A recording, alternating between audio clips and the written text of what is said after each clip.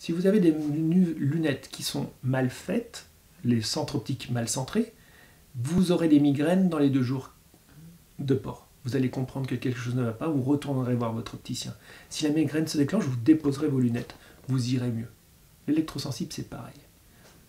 On peut débrancher la cause et voir les symptômes régresser. C'est un diagnostic étiologique. Nous avons 2 professions, les orthopédistes et les dentistes, où nous ne pouvons pas faire enlever facilement ce que nous avons posé. C'est pour ça que le patient, généralement, ne présente pas de symptômes directement dans sa bouche, mais ailleurs. C'est pour ça que l'importance de ces problèmes est difficile à faire en relation, car souvent l'apparition des symptômes met plusieurs mois à apparaître. Et il n'est pas toujours simple d'en faire la liaison étiologique. Donc voilà pourquoi le dentiste a son rôle à jouer dans les problèmes d'électrosensibles, car en fait c'est tout le matériel artificiel de soins dentaires. Ça peut être des implants, ça peut être des métaux, ça peut être aussi des céramiques, puisqu'on a l'impression que dès que c'est de la céramique, nous n'avons plus de soucis.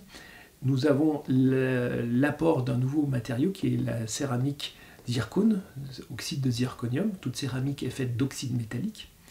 Et le poids atomique de cet élément fait que le rebond des ondes électromagnétiques est beaucoup plus important dès que nous avons un poids atomique de neutrons et de protons important.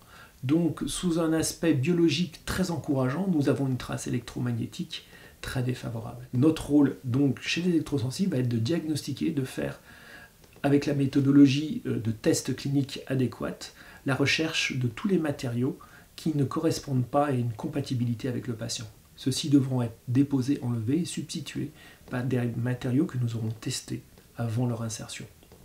Le deuxième problème, c'est le fait que l'on garde des organes dentaires vivants à l'état mort. C'est-à-dire que lorsqu'on dévitalise une dent, on enlève les éléments vivants des racines, c'est-à-dire veines, artères et nerfs, pour y insérer une pâte antiseptique, quelquefois elle-même perturbatrice, et laisser le corps réagir à ça.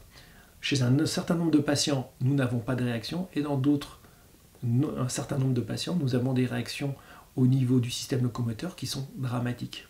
Et le troisième aspect qui est la cerise sur le gâteau, c'est que même avec des soins bien réalisés, même avec des dents toutes vivantes, nous pouvons avoir des troubles à distance, tout simplement dû à l'occlusion dentaire, à la posture entre nos dents qui vont réagir en fonction des chaînes posturales qui démarrent pour certaines autour du visage, au niveau des muscles qui positionnent la tête, les épaules et le bassin.